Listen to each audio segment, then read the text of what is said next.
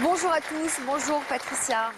Ce sont des images extrêmement fortes que nous venons de voir, un moment clé de votre vie.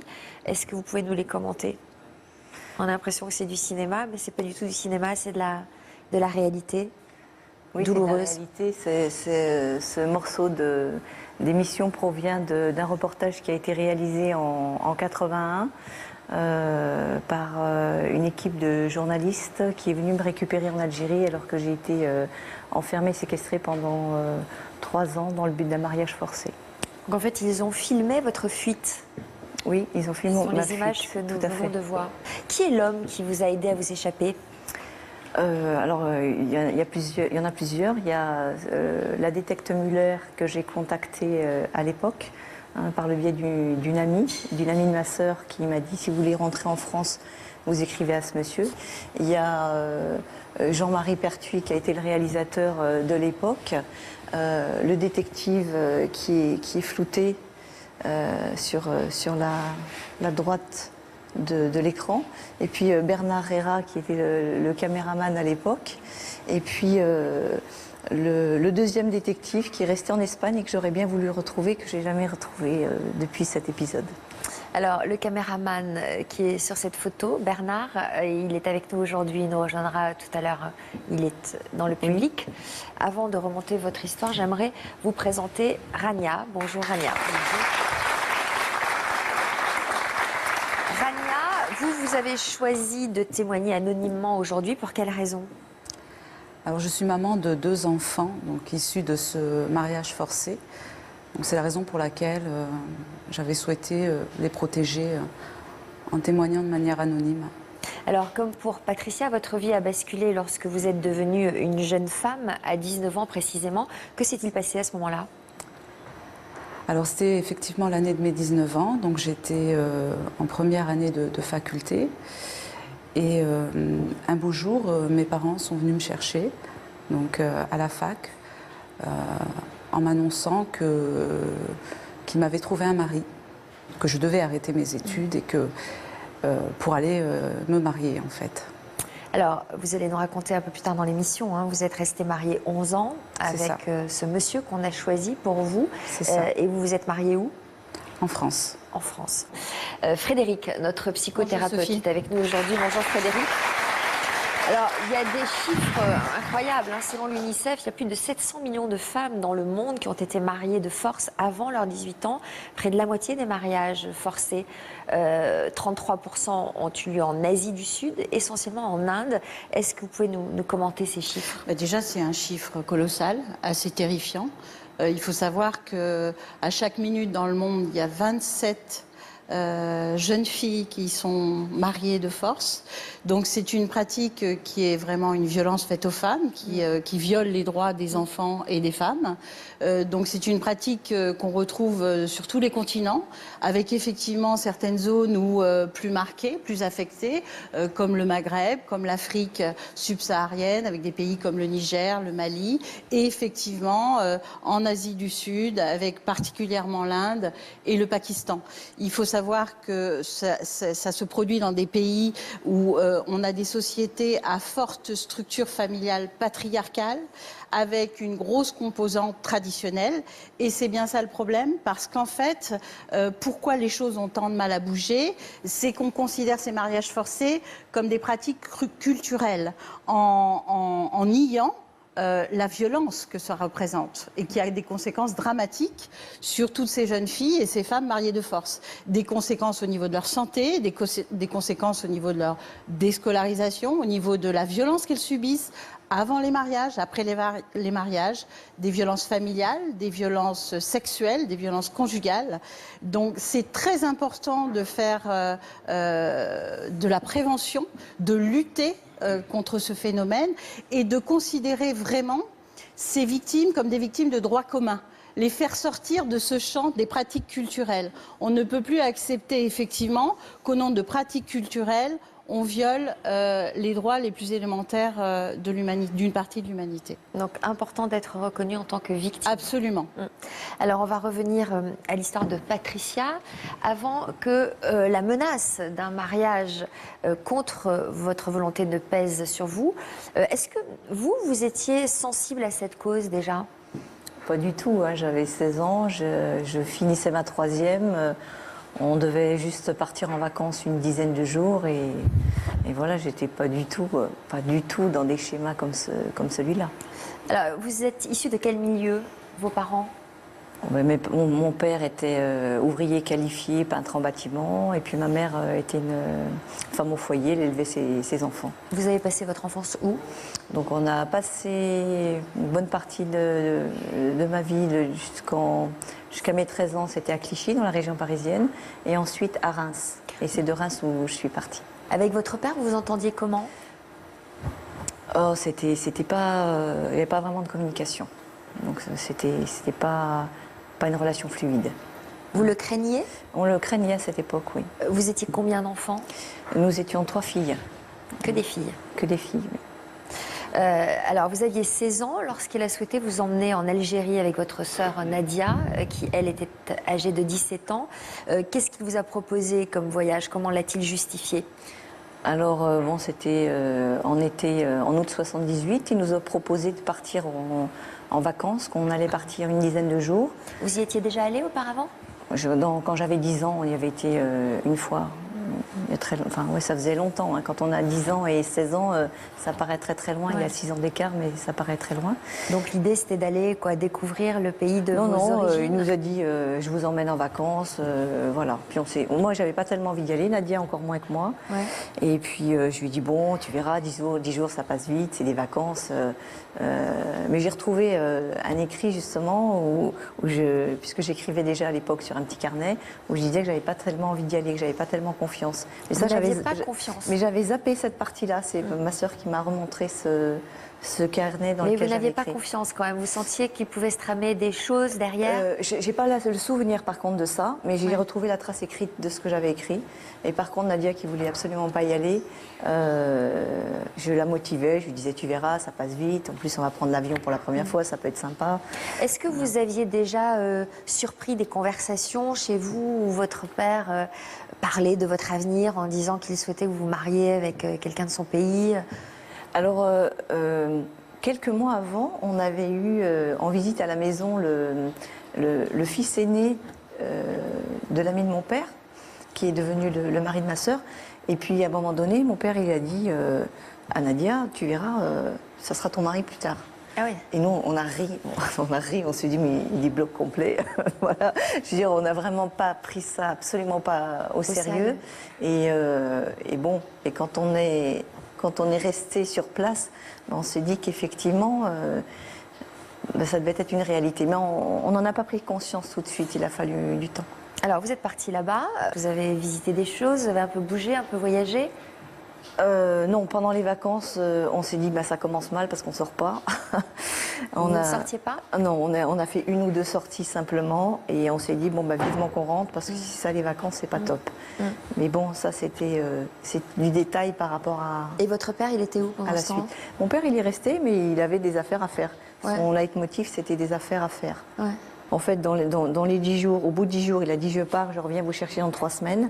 Donc on a été super en colère après lui. Et quand il est revenu, effectivement, il est revenu 3 semaines après, comme il l'a dit. Et on avait laissé la colère qu'on avait contre lui de côté.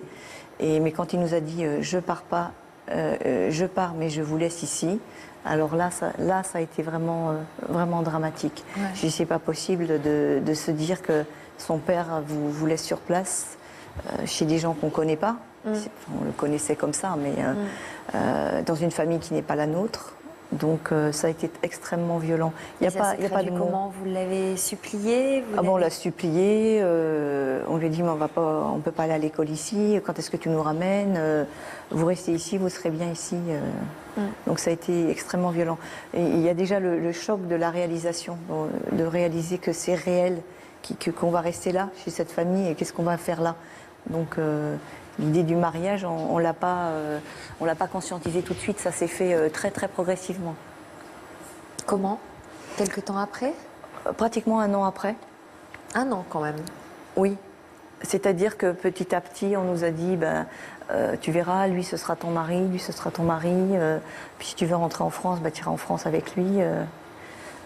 Donc ça s'est fait progresser. Il n'y a pas eu de violence physique, il n'y a pas eu on ne nous a pas mariés de force, mais c'est une force psychologique. C'est-à-dire que tous les jours, de toute façon on était en prison, mais c'est une prison sans barreaux. Donc on n'a pas de papier, on n'a pas d'argent, on n'a pas les moyens de s'en aller. Mais vous étiez en contact avec vos parents, avec votre mère? Notre mère, on essaye de communiquer par courrier, parce qu'à l'époque, en les années 78-80, c'était pas comme aujourd'hui aussi simple. Donc elle nous envoyait des courriers, et les courriers, des fois on les recevait, des fois on les recevait pas parce qu'on nous piquait le courrier.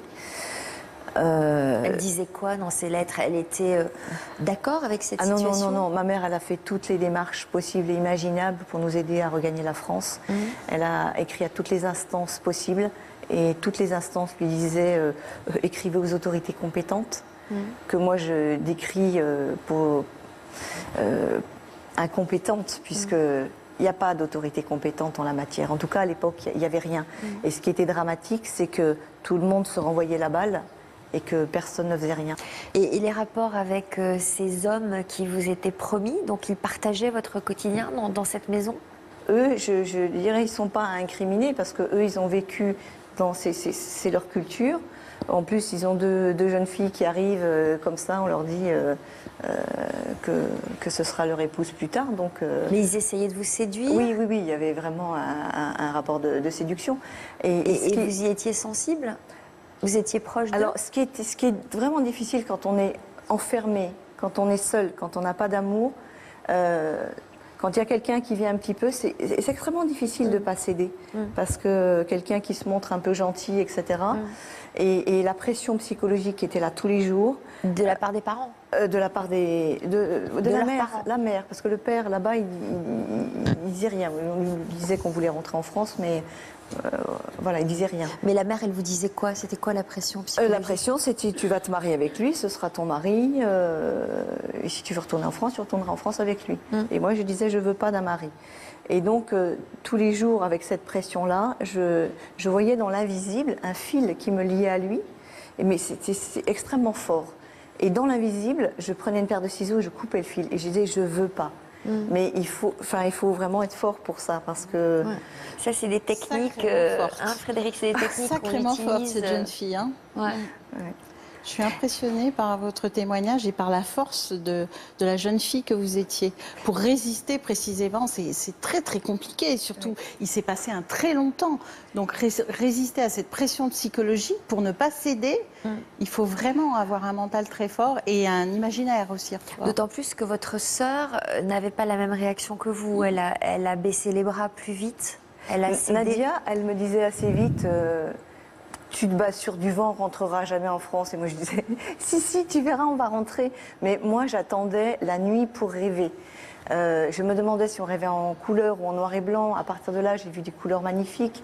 Je voulais, ce que je ne pouvais pas faire dans la réalité, je faisais la nuit en rêve. C'est-à-dire que ce que je ne peux plus faire aujourd'hui, parce que dans la vie d'aujourd'hui, il y a une vie active. Là-bas, c'était le sens de ma vie, ça devenait la nuit. Où c'est comme si je mettais tout mon potentiel qui était là, et que j'avais une conscience aiguë. C'est-à-dire que je pouvais voyager. C'est comme si c'était des voyages astraux. Je me voyais voler, je me voyais aller en France en vol. Je voyais les choses très, très, très, très nettes. Et puis souvent le soir, je demandais tous les jours, je priais beaucoup et je demandais à Dieu de me donner la date de mon retour. J'ai fait ça pendant 6 mois. Et au bout de 6 mois, j'ai vu en rouge sur le fond noir de la nuit, j'ai vu 10 avril. Mais c'était des grosses lettres épaisses comme ça faisait un tableau comme ça.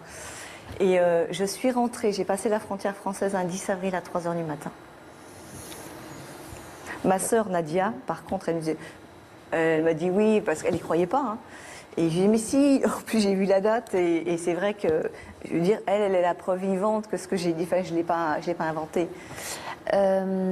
Donc vous disiez qu'elle a fini par fléchir et puis par se laisser gagner par cette pression au point de se marier. Oui, au point de se marier. Donc, elle a fini par avoir des sentiments pour cet homme auquel elle était promise. c'est compliqué. Vous me posez une question un peu compliquée auquel je ne veux pas répondre. Je pense que c'est quelque chose de toute façon qui est forcé. Donc, après, moi je l'ai écrit dans un livre qui s'appelle Séparés par notre père, deux sœurs de destin. Ce qui est très compliqué, c'est quand elle m'a demandé d'être témoin de son mariage et que je lui dis que c'est... Alors ça a été très très difficile pour moi. Je lui dis, je ne peux pas, Nadia, être témoin d'un mariage comme celui-là parce que tu n'as pas choisi. Donc, alors elle a beaucoup pleuré. Ça a été difficile pour moi de lui dire non. Mais je lui dis, moi, si tu m'avais demandé d'être témoin d'un mariage que tu avais décidé, alors là, j'aurais dit oui. Mais là, c'est pas possible. Et là, c'est pareil, il m'a fallu quand même beaucoup de force parce que ma sœur, c'est une personne importante pour moi. C'est un peu comme une jumelle. Même aujourd'hui, on a un lien très fort. Juste dire que votre sœur est encore là-bas, donc elle est mariée, elle a eu des enfants. Ma sœur est mariée, elle a eu 3 enfants. Vous avez des nouvelles? On est toujours restés en lien. Frédéric, l'explication de ce qui se passe dans la tête d'une jeune fille à qui on annonce qu'elle sera mariée à un homme qu'elle n'aime pas, qu'elle ne désire pas. Je pense que Patricia l'a très bien expliqué. Il y a un effondrement intérieur qui se produit. Parce que déjà, c'est une trahison. Nos parents sont censés nous protéger, nous apporter cette sécurité et ce confort pour grandir, évoluer. Et là, on est trahi par son parent. Donc c'est particulièrement violent, c'est particulièrement une atteinte à l'intégrité psychologique et physique de la personne, où votre vie est en danger. C'est exactement ça, vous l'avez bien nommé. Il y a l'intégrité qui est en jeu, il y a le sentiment d'abandon et de trahison qui est vraiment très très forte. Et que moi, il y avait quelque chose en moi, je dis si je reste là-bas, mais il y a quelque chose en moi qui crève. C'est pas mourir, j'ai dit crever parce que c'est beaucoup plus violent. Et qu'il y a une violence dans cette... moi, j'ai échappé quand même au mariage. Je suis restée enfermée 3 ans. J'ai échappé, mais c'est vrai que quand je parle de cette histoire-là, cette histoire, c'est un viol en soi. C'est un viol. Même s'il n'y a pas eu viol réel, concret dans les faits, c'en est un.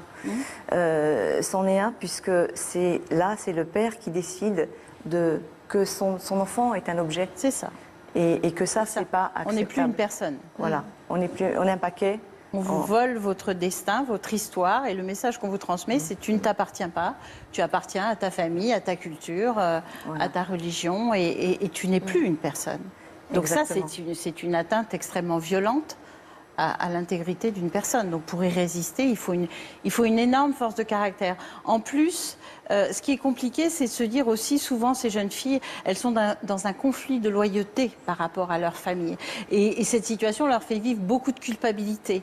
Et s'y opposer, c'est bien souvent déjà se mettre en danger, mais c'est être renié par sa famille, c'est être mis au banc de la société dans laquelle elles vivent. Donc c'est pas rien, sachant que ça concerne des enfants ou des adolescentes, donc une personne en construction. Donc c'est très compliqué de résister à une telle attaque psychique.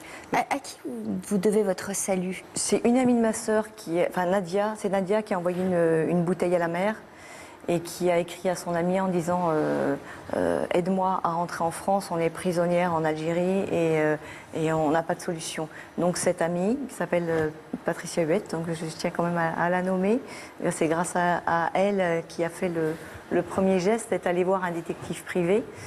C'était à l'époque la détecte Muller et elle nous a écrit si vous voulez rentrer en France, écrivez à ce monsieur. Donc je ne savais absolument pas qui était ce monsieur. J'ai écrit une lettre de 2 pages en expliquant la situation.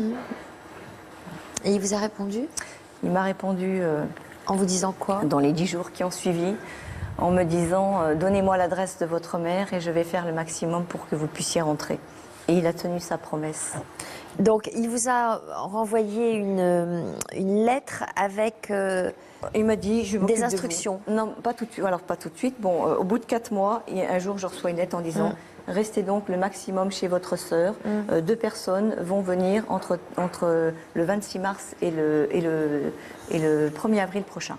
Voilà, donc ça, je me souviens du contenu de la lettre. Et comme moi, je travaillais à ce moment-là dans l'atelier de couture, du jour au lendemain, j'ai dit je ne vais plus travailler, je vais rentrer en France. Mais j'ai été d'une forme de naïveté, parce que j'ai annoncé à tout le monde que j'allais rentrer en France. Et Ah bon, vous l'avez dit à tout le monde? j'ai dit à tout le monde, je vais repartir, je vais repartir. Et à votre sœur? Ah ouais, ma sœur, elle a forcément été au courant de tout, mais j'étais Parce obligée que j'imagine que vous deviez être déchirée quand même, à la fois heureuse à l'idée de rentrer en France, mais à l'idée de vous séparer de votre sœur, ça devait être terrible. Oui, je vais juste boucler sur le moment où quand j'ai eu la lettre. J'ai eu la lettre, j'étais obligée de la montrer au père de famille puisqu'on était enfermés. C'était pas possible que quelqu'un vienne. Donc il fallait qu'il y ait quelque chose qui se passe. Donc j'ai montré la lettre. Il y a effectivement les 2 détectives qui sont arrivés, se sont présentés comme des diplomates suisses.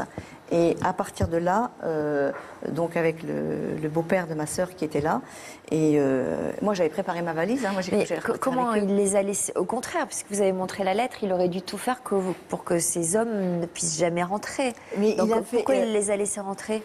Parce qu'ils ont frappé, parce qu'on ne savait pas quand est-ce qu'ils allaient venir. Ouais. Donc quand quelqu'un frappe à la porte, en général, on ouvre. Ouais. Donc moi, j'ai été derrière tout de suite, derrière la porte. Donc ils les ont laissés rentrer. Ils ont appelé le père de famille de la maison, qui n'est pas arrivé tout de suite. Donc il n'y a pas eu de discussion tout de suite. Et quand lui est arrivé, donc j'ai assisté au débat, et lui, il a posé la question, qui vous emmène? Donc eux se sont présentés, les détectives, comme des diplomates suisses, ce qui n'était pas vrai, bien sûr. Et le beau-père le beau-père de ma sœur a dit, je vais voir avec mon avocat si je peux la laisser partir. Et donc les 2 détectives sont repartis. Alors moi, c'est vrai que j'étais dans un état de crise pas possible. J'avais ma valise à la main, je l'ai lâchée, c'était vraiment l'horreur. Et les 2 détectives ont dit on reviendra demain. On reviendra demain. Et donc ils sont effectivement revenus le lendemain. Le lendemain, j'ai voulu sortir. Celui qui devait se marier avec moi m'a empêché de sortir. Ils ont fait sortir. Les détectives ont dit appelez sa sœur. On le dira à sa sœur. Et donc, ils ont réussi à lui faire passer un petit bout de papier dans la main. Nadia a été surveillée. Et donc, moi, j'étais dans la salle de bain. Je pleurais toutes les larmes de mon corps. Je croyais que j'allais mourir sur place. Elle est rentrée et on avait un code parce que je n'aurais pas laissé quelqu'un d'autre rentrer à ce moment-là. Et quand elle est arrivée, elle m'a dit « Tu vas partir ». Elle a lu le papier. Elle a dit chiffonner le papier. Elle l'a lu. Et je partais cette nuit à 2h du matin. Et pour pas qu'il y ait de traces, elle a mangé le papier. Donc ça, c'est quelque chose de très, très, très fort. Donc on s'est pris dans les bras l'une de l'autre et on savait qu'on n'allait plus se revoir. Et jusque dans la nuit, j'ai dû jouer la comédie pour penser que je n'allais jamais repartir. Alors j'avais vraiment mal à la tête. Je savais que c'était ma dernière soirée ici. Il fallait que je prépare un minimum de choses. Et je suis partie, j'ai dit au revoir à ma sœur. Elle m'a dit tu ne me réveilles pas cette nuit. Pour ne pas éveiller les soupçons, je lui ai écrit une lettre à elle, pour pas qu'on l'embête après. J'ai écrit une lettre à elle, comme si elle n'était pas au courant. Et j'ai écrit une lettre au père de famille là-bas. Et je suis partie. Combien de temps a duré cette évasion? Cette évasion a duré 10 jours. Bernard est là, le caméraman de l'époque, qui a filmé les images que nous avons vues. Il comptait donc parmi ces 4 hommes dont vous nous parlez et qui ont organisé votre fuite. Bonjour. Asseyez-vous.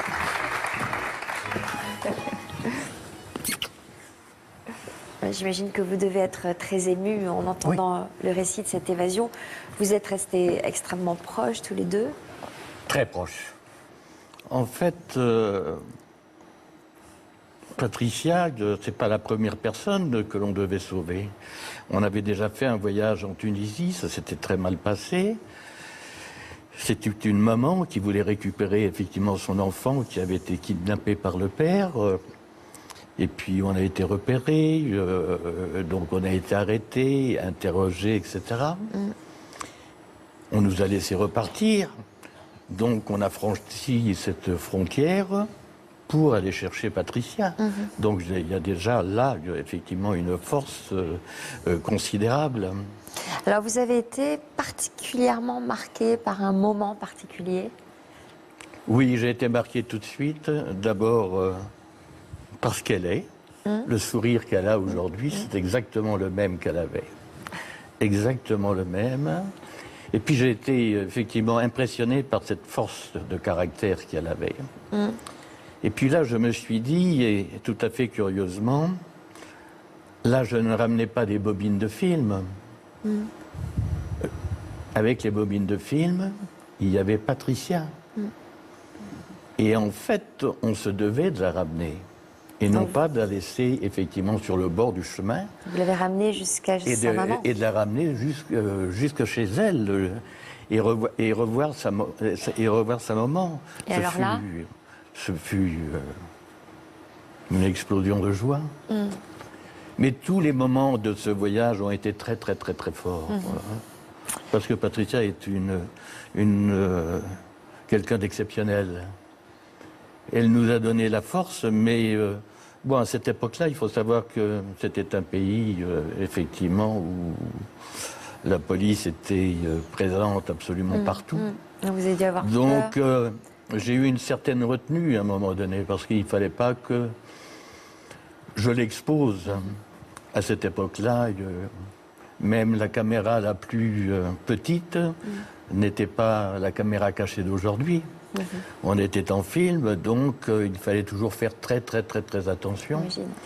Alors, on a vos images, justement, des images de ce moment qui vous a marqué à vie après 3 ans d'absence, les images des retrouvailles avec votre maman. Pleure pas, ma fille. Tu es maintenant avec nous. De retour à Verdun depuis 3 mois, Patricia se voit fêter son 19e anniversaire par sa mère et sa petite sœur. Je suis très contente, très heureuse qu'elle soit de retour.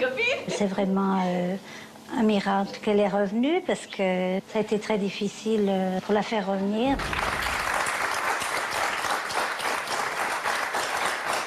Comment vous avez vécu ce moment? C'était... Je suis rentrée à 10 avril à 3h du matin, donc la date qui m'avait été donnée de voir. Ça a été un jour extraordinaire. Mais surtout, je me suis dit, maintenant ça commence. Voilà. C'est-à-dire que maintenant, il faut que je fasse quelque chose de ma vie, que ma vie, j'en fasse quelque chose. C'est-à-dire que toute ma vie d'après découle de cette histoire-là. Parce qu'il faut beaucoup de temps pour se reconstruire.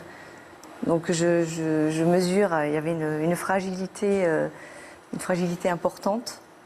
Donc je me suis dit, mais j'ai perdu énormément de temps parce que 3 ans d'absence, c'est comme 10 ans à l'adolescence.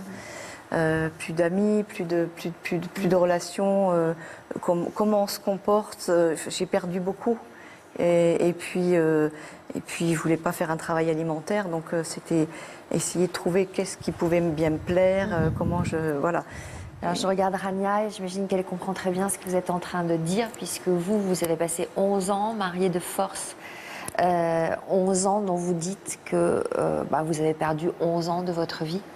Voilà, c'est ça. Et je réfléchissais à une chose, c'est qu'au moment où Patricia en fait a été libérée, parce que c'est le terme, moi j'ai été enfermée. Donc le 10 avril? Pas le 10 avril, mais effectivement c'était en avril. Effectivement. Alors vous aviez 19 ans, vous, lorsque vos parents ont décidé de vous marier avec un homme que vous ne connaissiez pas. Ouais. Quel genre de parents étaient-ils? Très durs. Alors j'avais des parents très très durs. J'ai grandi en fait dans la répression, uniquement dans la répression. Vous aviez des frères et sœurs? Oui, j'ai des frères et des sœurs. Même éducation pour les frères que pour les sœurs? Non, ils étaient beaucoup plus durs avec les filles. Alors, c'était quel genre de répression? On n'avait pas le droit de sortir, donc là je rejoins Patricia. On était, enfin voilà, j'avais pas le droit, hormis d'aller à l'école, c'était le seul plaisir que j'avais à l'extérieur.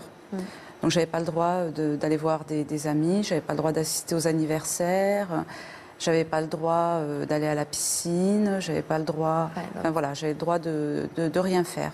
Alors, vous êtes quand même allé à l'université pour faire des études et racontez-nous comment votre vie a basculé du jour au lendemain. Alors en fait, depuis toute petite, j'ai compris que ma seule issue de secours serait la voie scolaire. Donc je me suis accrochée à ça. De toute façon, c'était le seul plaisir et le seul lien social que je pouvais avoir. Donc j'ai passé mon baccalauréat. Et là, je me suis dit, enfin, je vais pouvoir aller à l'université et puis voilà, faire des études, être indépendante et pouvoir partir de chez moi. Donc c'était, dans l'idéal, c'était ce que je souhaitais faire. Et donc ça n'a pas été malheureusement possible. Et puisque justement, au moment où je commençais mon année d'université, comme je vous le disais tout à l'heure, mes parents sont venus me chercher. Alors, vous cherchez parce qu'il vous avait promis à un homme, qui était-il? Alors moi, je le connaissais pas, donc c'était une connaissance de mes parents. Et comme disait Madame Farigou, si justement tout à l'heure, ils nous menacent de nous renier en fait. Donc on ne peut pas s'opposer à cette pression parentale. D'autant plus que, contrairement à Patricia, moi j'ai pas une maman qui m'a soutenue en fait, puisque c'était les deux qui étaient voilà, donc qui m'ont imposé ça. Donc vous avez dû rencontrer cet homme. Comment s'est passée cette première rencontre? Elle s'est passée. Voilà, ils sont arrivés. En fait, il est arrivé chez mes parents donc avec ses parents à lui, parce que c'est comme ça que ça marche. En fait, ils s'arrangent entre eux. Et donc moi, j'étais là, j'étais physiquement présente. Mon esprit, bien sûr, était ailleurs. Puis là, j'ai découvert cet homme qui venait demander ma main. Et comment était-il avec vous? Est-ce qu'il était aussi absent que vous ne l'étiez?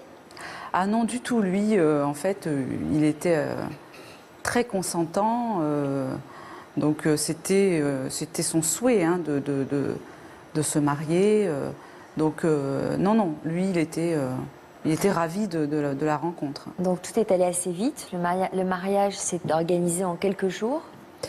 Voilà, alors c'est allé très vite. Donc suite à cette première visite de mon ex-mari, moi j'ai fait une fugue. En fait, je suis partie de la maison. Voilà, c'était une sorte d'appel au secours, quoi, parce que j'étais complètement perdue. Et je voulais pas de ce mariage, en fait. Je le voulais pas. Donc j'ai décidé de partir. Bon, je suis vite revenue parce qu'en fait, je me suis retrouvée dans une ville seule, mais complètement seule. Donc, je n'avais pas le choix que de rentrer à la maison. J'imagine que vous êtes passée par toutes les étapes psychologiques jusqu'à l'acceptation. Je pense que oui. Effectivement, il y a beaucoup de choses qui nous passent par la tête.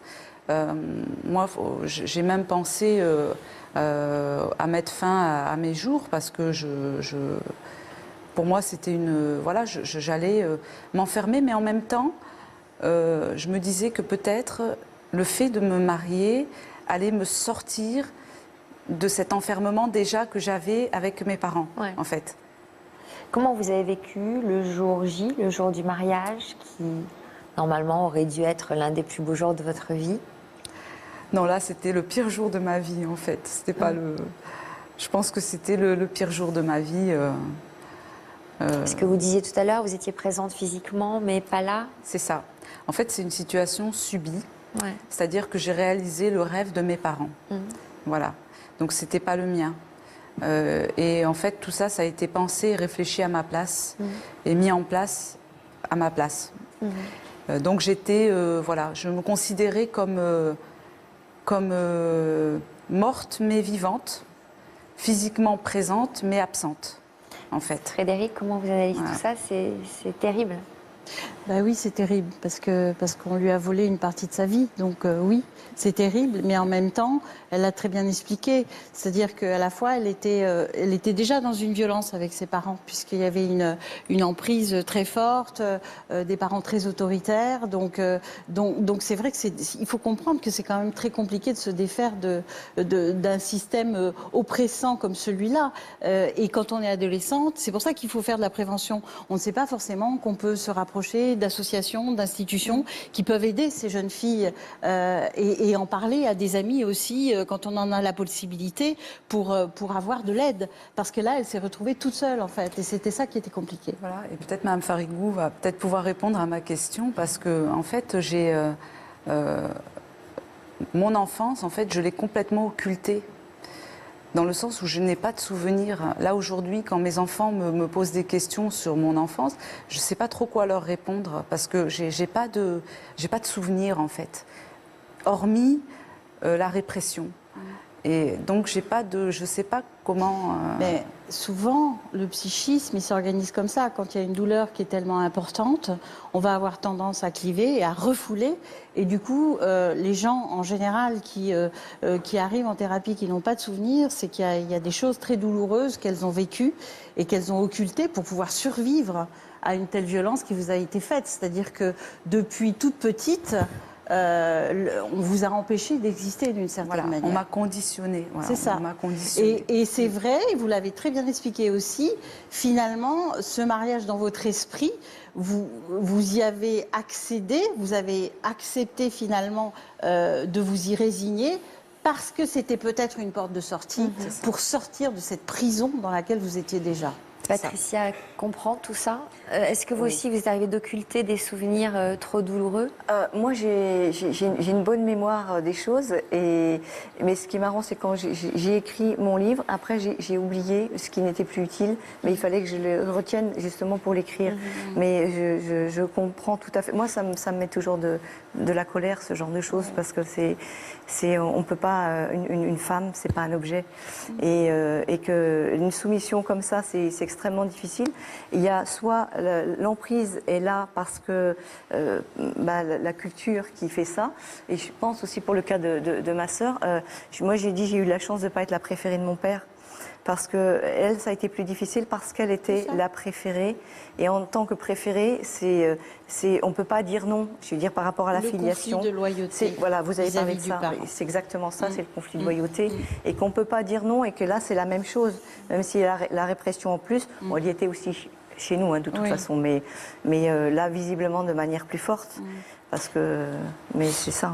Alors, avant de poursuivre, nous allons découvrir la campagne Stop au mariage d'enfants de l'ONG Plan International Belgique, dont Marie Gillin est l'ambassadrice.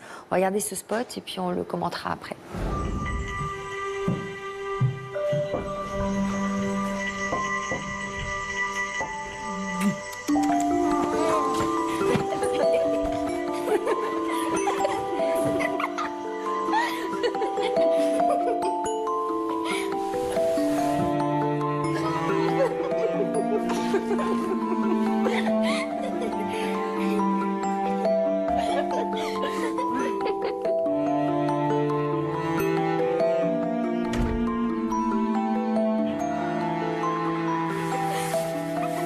Ma fille n'a que 11 ans.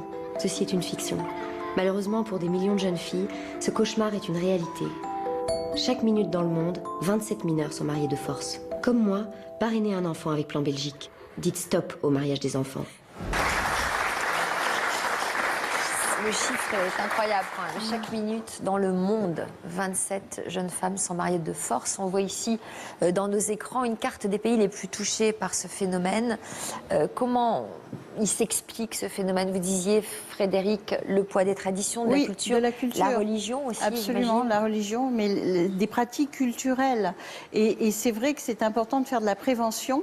Alors, il y a une prévention qui est à faire au niveau mondial, mais qui est à faire au niveau local, au niveau de ces pays, comme ce qui a été fait au niveau de l'excision des femmes. C'est-à-dire qu'aujourd'hui, de moins en moins de pays ont ces pratiques culturelles, donc il y a une évolution qui est possible, mais il faut vraiment travailler sur le terrain pour déjà encourager l'éducation des filles, parce que qui dit éducation des filles dit, voilà, on va leur parler tout ça et de leur possibilité de se prémunir contre ces pratiques.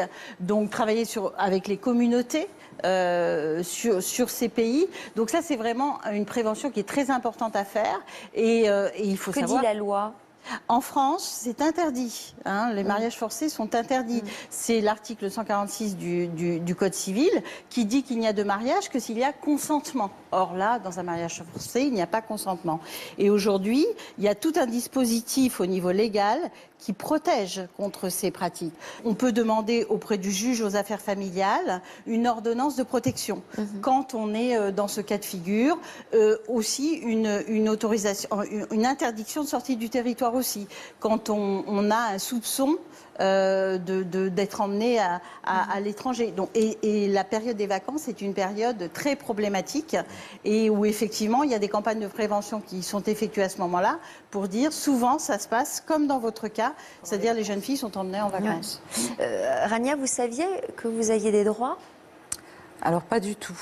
Alors ça s'est passé en France, je le redis. Ça s'est passé en France, oui. Alors votre mari avait son propre appartement, vous êtes allé vivre chez lui après votre mariage. C'est ça. Est-ce que je peux me permettre de vous demander quel souvenir vous gardez de votre première nuit? Alors ça aussi, je pense que je l'ai aussi occulté.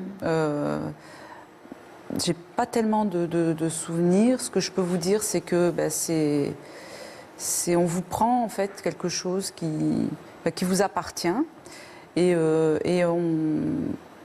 j'attendais que ça se passe. Voilà, j'attendais que ça se passe. Et vous avez attendu longtemps, j'imagine, parce que vous êtes resté 11 ans avec lui, 11 ans, et vous avez même eu 2 enfants.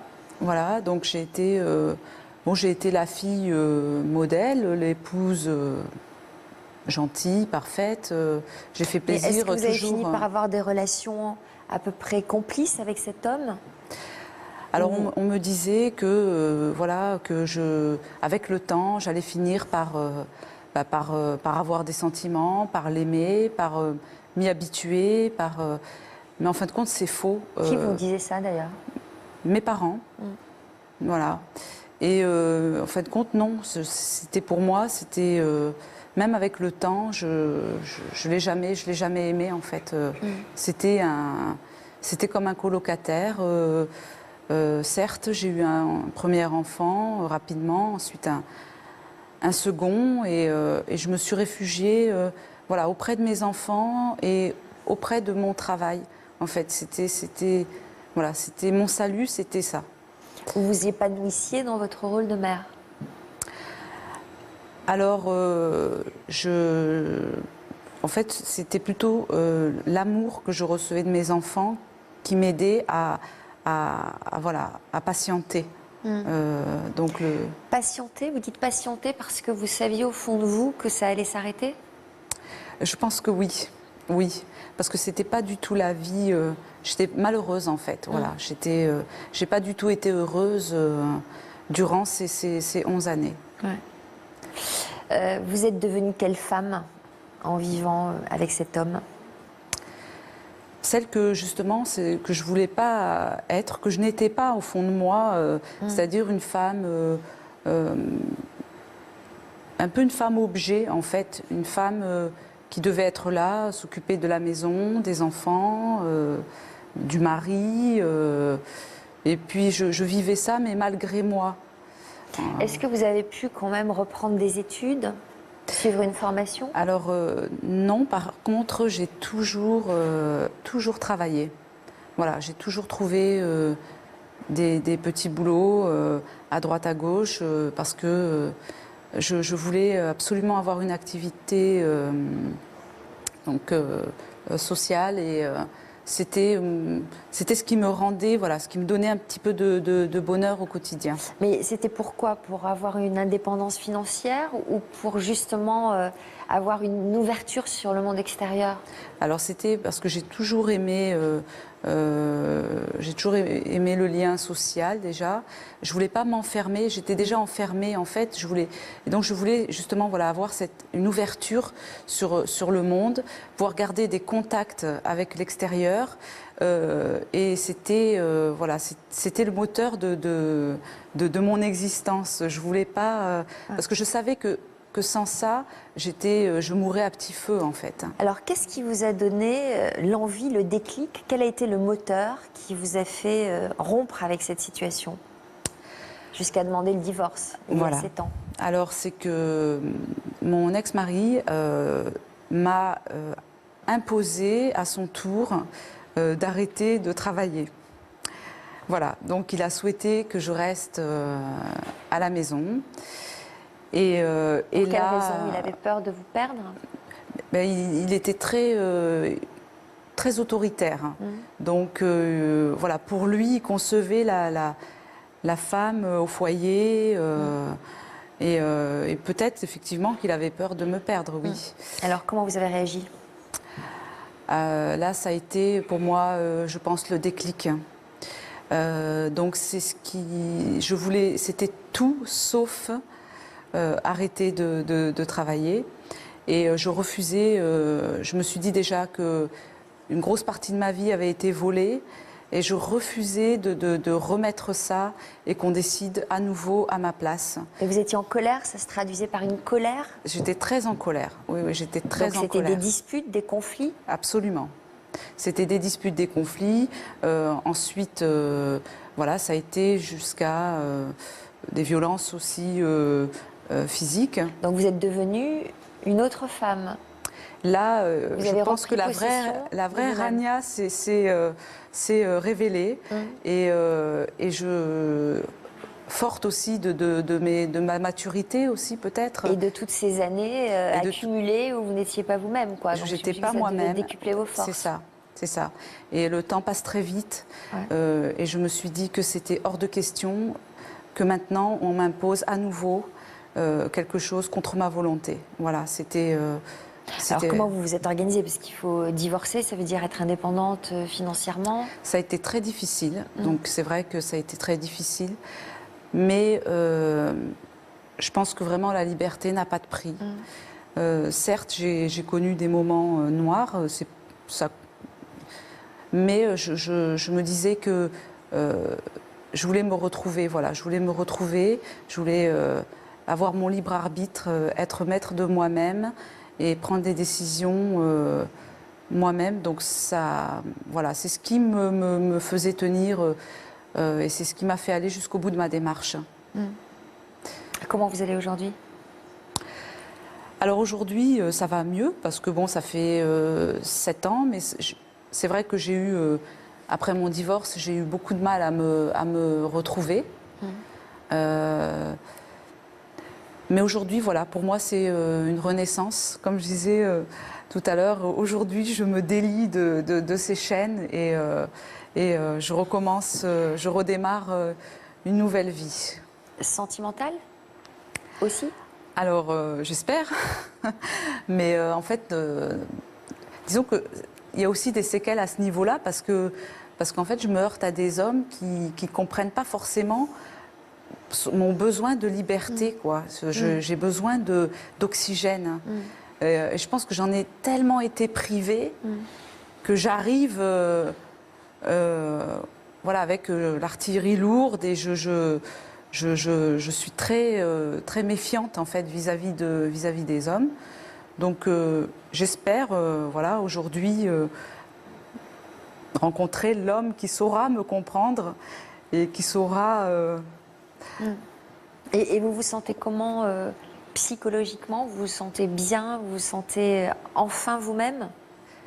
Alors, ça a pris du temps, donc ça a pris quelques années, mais à l'heure actuelle, oui, je peux vous dire que oui, je me sens moi-même. Frédéric? Je suis très touchée aussi par le témoignage de Rania parce qu'à sa manière aussi, elle a une grande force de vie et elle est passée par ce travail. Et il a touché la seule chose qui vous permettait de rester en vie. Donc c'était impossible de lâcher ça. Donc ça vous a permis de révéler, de sortir de ce rôle de femme soumise et de vous révéler dans votre vraie personne. Donc je dirais que pour l'amour, c'est chaque chose en son temps. Votre reconstruction, Patricia le disait, ça prend du temps. Je veux dire, votre intégrité, elle a été malmenée. Absolument. Donc ça, vous avez besoin de restaurer tout ça.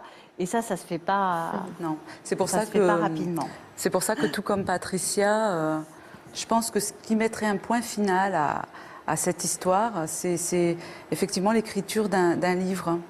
Voilà. Alors, justement, qu'est-ce que vous diriez, vous, Patricia? Je ne sais pas où vous en êtes sur le plan sentimental. Est-ce que vous comprenez que ça prenne du temps? Déjà, ça prend du temps. Il y a deux phrases qui ont été essentielles aussi dans ce qui a été dit. C'est mourir à petit feu. C'est vraiment moi le sentiment que j'avais eu. Et puis la colère qui est la base. Heureusement qu'il y a la colère parce que la colère, là, elle est salvatrice et elle permet justement de se libérer. Et justement, l'énergie mise à la disposition de cette libération. à condition d'en faire quelque chose, parce que si on n'en fait rien, elle nous autodétruit. Hein. Moi, j'ai eu des maladies physiques suite à cette histoire, et que si j'avais pas sorti ma colère et que je l'avais pas transformée, je pense que j'en serais pas là. Contre soi. Oui. Donc c'est utiliser la colère pour quelque chose de positif. L'amour? Vous avez retrouvé l'amour? Ça va, ça vient. Je sais pas. En tout cas, j'ai plus peur des hommes puisque j'ai travaillé longtemps. Mais c'est ce que disait Rania, vous êtes trop attachée à votre liberté? Moi, ce qui est important, de toute façon, c'est pas me laisser enfermer. Je peux pas me laisser enfermer dans n'importe quelle relation. Donc j'ai besoin de me sentir libre, d'aimer et d'être libre. Et s'il y a quelqu'un qui m'étouffe, c'est sûr que ça peut pas le faire.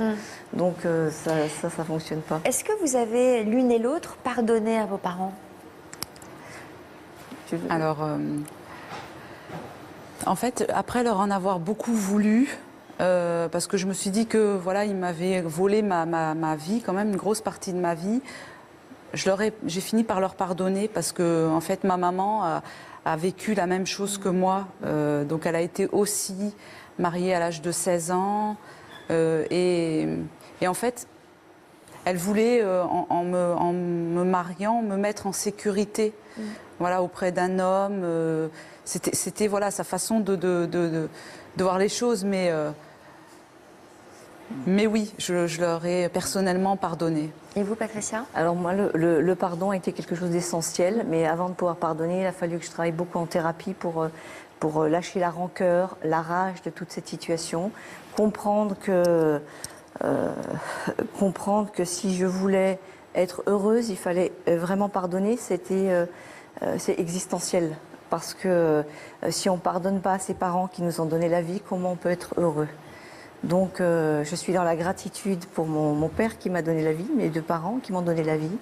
Et en même temps, il y a tout ce travail m'a permis de... j'aime mon père, ça c'est clair que je l'aime, mais je vois qu'il n'a jamais voulu me faire du mal réellement, ni à ma sœur, mais que c'est culturel et que lui, il a fait ce qu'il a pu, et que ceux qui agissent de cette manière-là le font par inconscience, par méconnaissance, par manque de conscience, vraiment.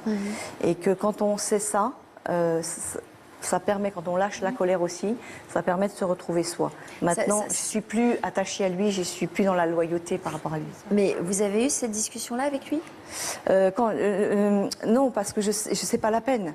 En fait, quand je suis allée le revoir pour la première fois, je ne sais pas trop, je l'ai revu au bout de 14 ans après. J'ai préparé tout ça, j'avais déjà travaillé, et quand je suis allée le revoir, il avait sur sa table un vase. Et je lui ai dit, qu'est-ce que tu vois? Alors c'était compliqué, j'avais pas revu depuis 14 ans, qu'est-ce que tu vois? Alors il me décrit ce qu'il voit. Moi je lui ai dit, tu vois papa, moi ce que je vois, c'est pas du tout la même chose que toi. Ce que tu vois, c'est juste pour toi, mais ce que je vois, c'est juste pour moi.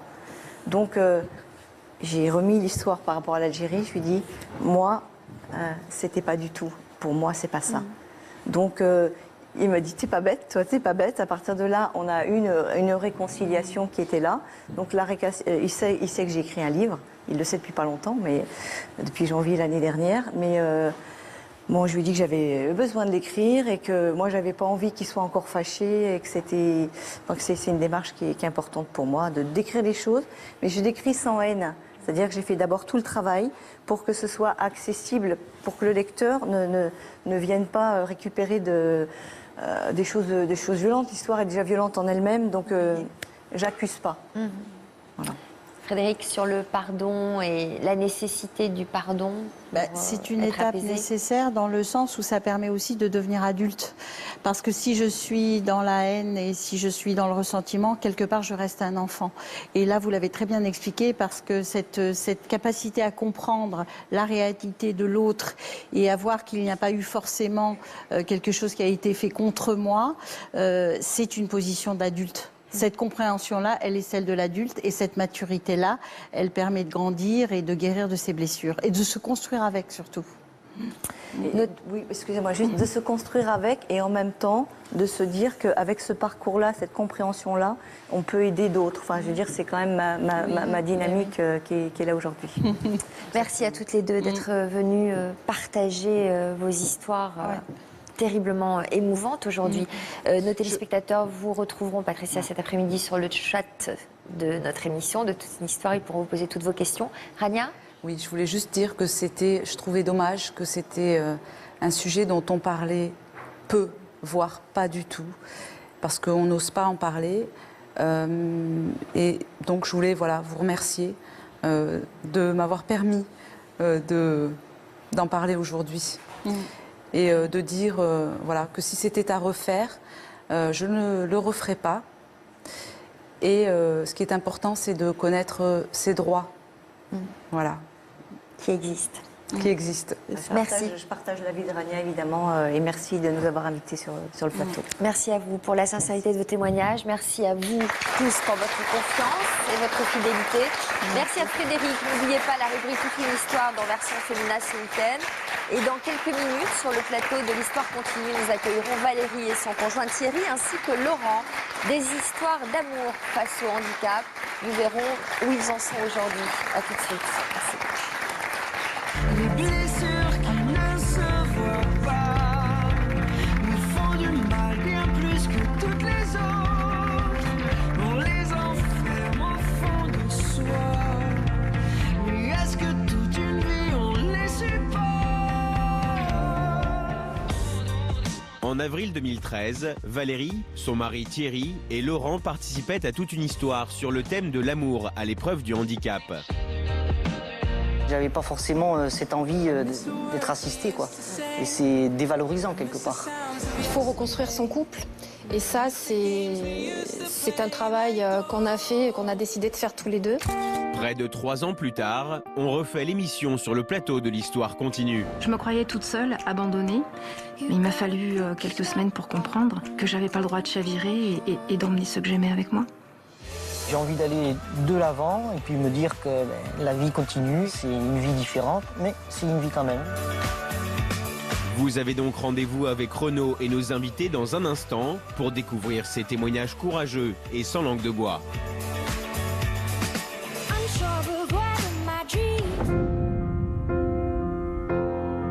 Bientôt, au sommaire de Toute une histoire.